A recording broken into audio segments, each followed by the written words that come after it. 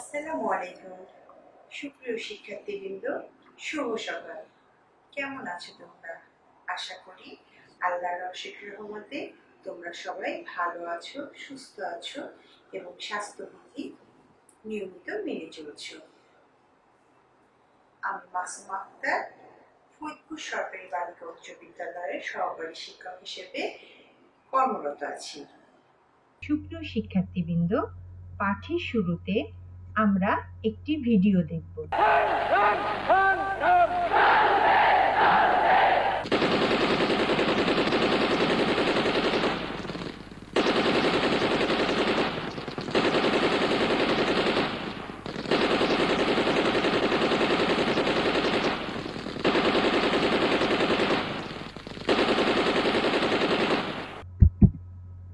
তাহলে তোমরা অবশ্যই বুঝতে পারছো আজকে আমরা কি পড়াতে যাচ্ছি।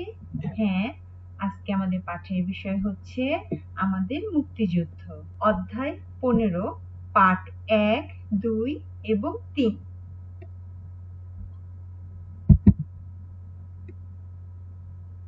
পাঠ 1, ভাষা আন্দোলন 1952। সুপ্রিয় শিক্ষার্থীবৃন্দ, আমরা এখন আমাদের পড়া শুরু করছি। 1947 সালে ভারত ও পাকিস্তান ব্রিটিশদের কাছ থেকে স্বাধীনতা লাভ করে। পাকিস্তানে তখন দুটি ভাগ ছিল, একটি পূর্ব পাকিস্তান এবং অপরটি পশ্চিম পাকিস্তান। সুপ্রিয় শিক্ষার্থীবৃন্দ, তোমরা এখানে একটি মানচিত্র দেখতে পাচ্ছ।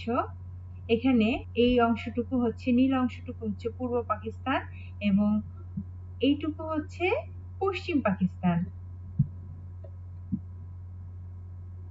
তৎকালীন পাকিস্তানের রাজধানী ছিল পশ্চিম পাকিস্তান, আর তাই পশ্চিম পাকিস্তান শিক্ষা, কর্মসংস্থান এবং ব্যবসা বাণিজ্যের ক্ষেত্রে বেশি সুযোগ সুবিধা ভোগ করত।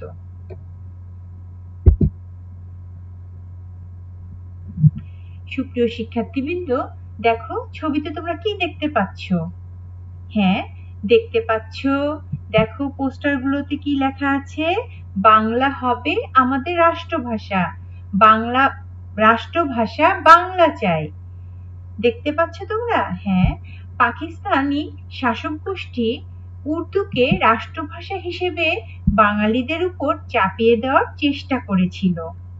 1952 সালের 21শে ফেব্রুয়ারি রাষ্ট্রভাষা বাংলার দাবিতে ঢাকার রাজপথে মিছিল বের হয়। পুলিশে সে মিছিলে গুলিবর্ষণ করে। সেখানে নিহত হয় রফিক, সালাম, জব্বার, বরকত, শফিউর সহ আরো অনেকে। এখন সুপ্রিয় শিক্ষার্থীবৃন্দ, বলতো এটা কিসের ছবি?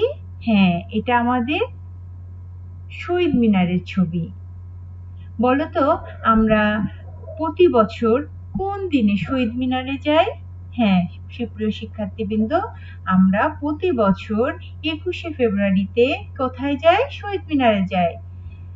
ভাষা শহীদদের স্মরণে ঢাকায় শহীদ মিনার কি করা হয়? গড়ে তোলা হয়। এছাড়া অনেক শিক্ষা প্রতিষ্ঠানেও ছোট ছোট শহীদ মিনার গড়ে তোলা হয়। প্রতি বছর 21শে ফেব্রুয়ারি আমরা শহীদ দিবস হিসেবে পালন করি। মাতৃভাষার মর্যাদা ধরে রাখার জন্য প্রতি বছর বিশ্বজুড়ে দিনটি আন্তর্জাতিক মাতৃভাষা দিবস হিসেবে পালিত হয়। আসো আমরা পরবর্তী পাঠে যাই। আমাদের পরবর্তী পাঠটি হচ্ছে গণ অভ্যুত্থান 1969। এবার আমরা একটি ভিডিও দেখব। বাঙালির রাজনৈতিক উদ্দীপনায় শঙ্কিত হয় পাকিস্তান। মিথ্যা মামলায় আটক করে পূর্ব পাকিস্তানের নেতাদের। তাদের মুক্তির দাবিতে সোচ্চার ছাত্র সমাজ ফেটে পড়ে তীব্র প্রতিবাদে। ডাকসুর নেতৃত্বে প্রগতিশীল ছাত্র সংগঠনগুলো এক হয়ে গঠন করে স্টুডেন্ট অ্যাকশন কমিটি।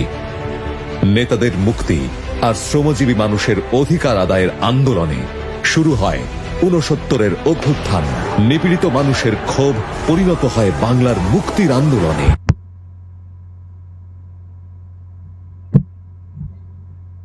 1954 সালে প্রাদেশিক পরিষদ নির্বাচনে যুক্ত ফ্রন্ট বিজয়ী হয়। এর ফলে পাকিস্তানের সরকারের যুক্ত ফ্রন্টের স্থান কি হয়? শক্তিশালী হয়। পাকিস্তানি শাসক গোষ্ঠীর যুক্ত ফ্রন্ট সরকার ভেঙে দেয়, ফলে এদেশের সার্বিক অবস্থার অবনতি ঘটে।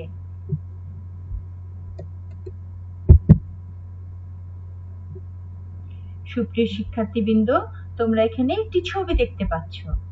এই ছবিটি একটি মিছিলের ছবি, তাই না? দেখো পোস্টারে কি লেখা আছে? 6 দফা, 6 দফা দাবি। আচ্ছা, আমরা একটু পড়ে নিই। 1966 সালে বঙ্গবন্ধু শেখ মুজিবুর রহমান বাঙালির মুক্তির দাবি 6 দফা উত্থাপন করেন। এর মাধ্যমে পূর্ব পাকিস্তানে স্বায়ত্তশাসনের দাবি তোলেন বঙ্গবন্ধু। এই কারণে বঙ্গবন্ধু সহ আরো অনেকের বিরুদ্ধে মামলা দেওয়া হয় এবং তাদের কারাগারে বন্দী করা হয়। এই মামলাটি আগরতলা মামলা নামে পরিচিত।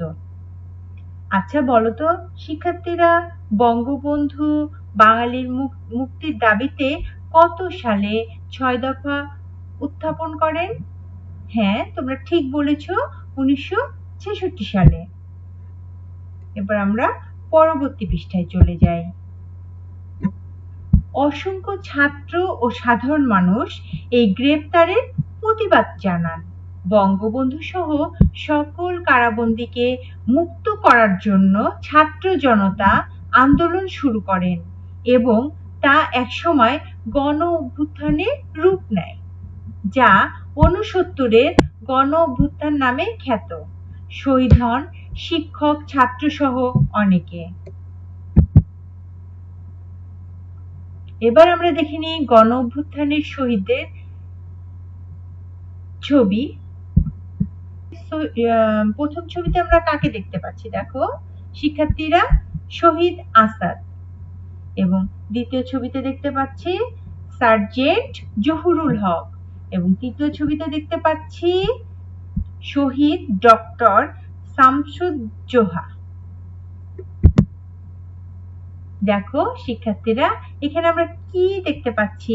আরেকটি ছবি দেখতে পাচ্ছি যেখানে একটি পতাকা এবং অসংখ্য মানুষ মিছিলে অংশগ্রহণ করছে। এই অভ্যুত্থানের ফলে পাকিস্তানের প্রেসিডেন্ট আইয়ুব খান পদত্যাগে বাধ্য হন এবং নতুন প্রেসিডেন্ট ইয়াহিয়া খান হন।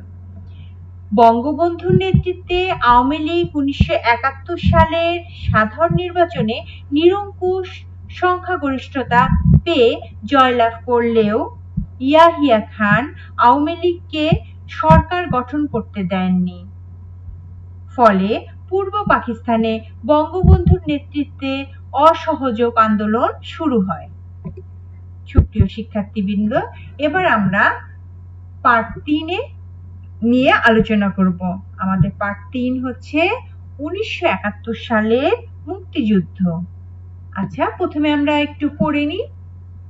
1971 সালের 7ই মার্চ ঢাকার রেসকোর্স ময়দানে এক বিশাল জনসভা অনুষ্ঠিত হয়। এই জনসভায় বঙ্গবন্ধু শেখ মুজিবুর রহমান জনগণের উদ্দেশ্যে স্বাধীনতার ডাক দিয়ে বলেন, এবারের সংগ্রাম আমাদের মুক্তির সংগ্রাম, এবারের সংগ্রাম স্বাধীনতার সংগ্রাম। এবার আমরা বঙ্গবন্ধু সেই 7ই মার্চের ভাষণের কিছু অংশ শুনব। প্রত্যেক গ্রামে, প্রত্যেক মহল্লায়, প্রত্যেক ইউনিয়নে, প্রত্যেক সাব ডিভিশনে আওয়ামী লীগের নেতৃত্বে সংগ্রাম পরিষদ গড়ে তোলো এবং তোমাদের যা কিছু আছে তাই নিয়ে প্রস্তুত থাকো। মনে রাখবা, রক্ত যখন দিয়েছি, রক্ত আরো দেব, এই দেশের মানুষকে মুক্ত করে ছাড়বো ইনশাআল্লাহ। এবারে সংগ্রাম আমাদের মুক্তির সংগ্রাম, এবারে সংগ্রাম স্বাধীনতার সংগ্রাম।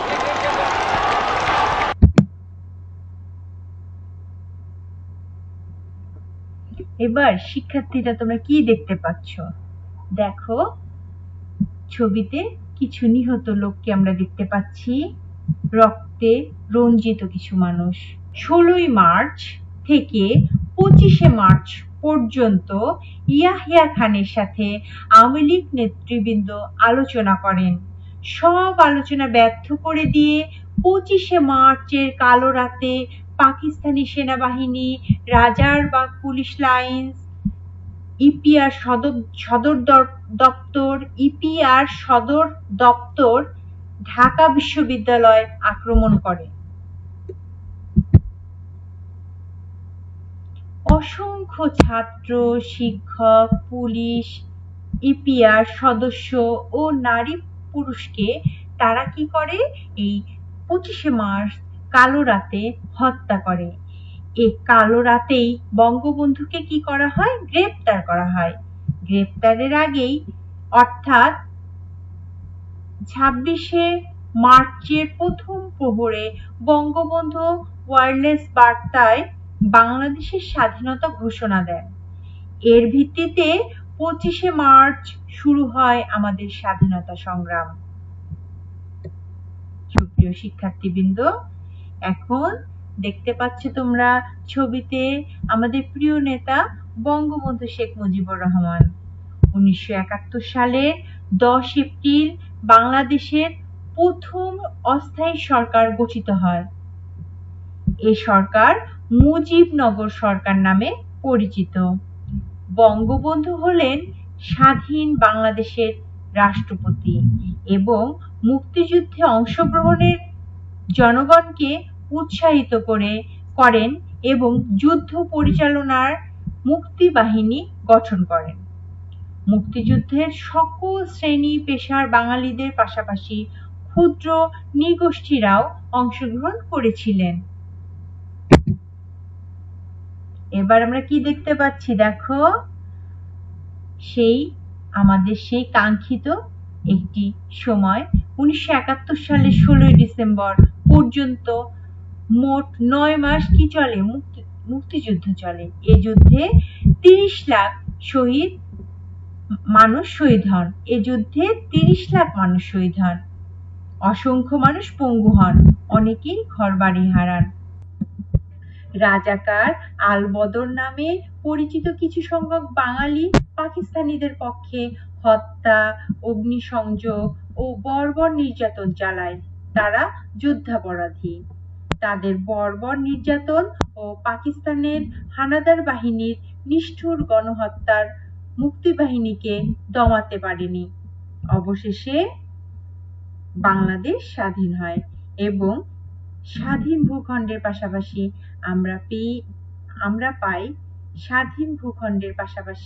আমরা পাই একটি নতুন মানচিত্র, জাতীয় পতাকা ও জাতীয় সঙ্গীত। দেখো, ছবিতে আমরা আমাদের মানচিত্র দেখতে পাচ্ছি। এটা হচ্ছে আমাদের এই বাংলাদেশের মানচিত্র। দীর্ঘ 9 মাস যুদ্ধের পরে আমরা আমাদের একটি স্বাধীন ভূখণ্ড পেয়ে যাই। সুপ্রিয় শিক্ষার্থীবৃন্দ, আমরা আমাদের ক্লাসের একদম শেষ পর্যায়ে পৌঁছে গেছি। এখন সময় হয়েছে তোমাদের বাড়ির কাজ দেবার। তোমরা অবশ্যই এই বাড়ির কাজটি নিজেদের খাতায় তুলে নেবে। বাড়ির কাজটি হচ্ছে আমাদের মুক্তিযুদ্ধ সম্পর্কে তোমরা 10টি বাক্য লিখবে। সুপ্রিয় শিক্ষার্থীরা, আমরা আমাদের ক্লাসের একদম শেষ পর্যায়ে পৌঁছে গেছি। আশা করি তোমরা সবাই বাড়িতে থাকবে এবং নিরাপদে থাকবে। পরবর্তী ক্লাসে আবার অন্য কোনো পাঠে তোমাদের সাথে দেখা হবে। আজ এই পর্যন্তই। আল্লাহ হাফেজ।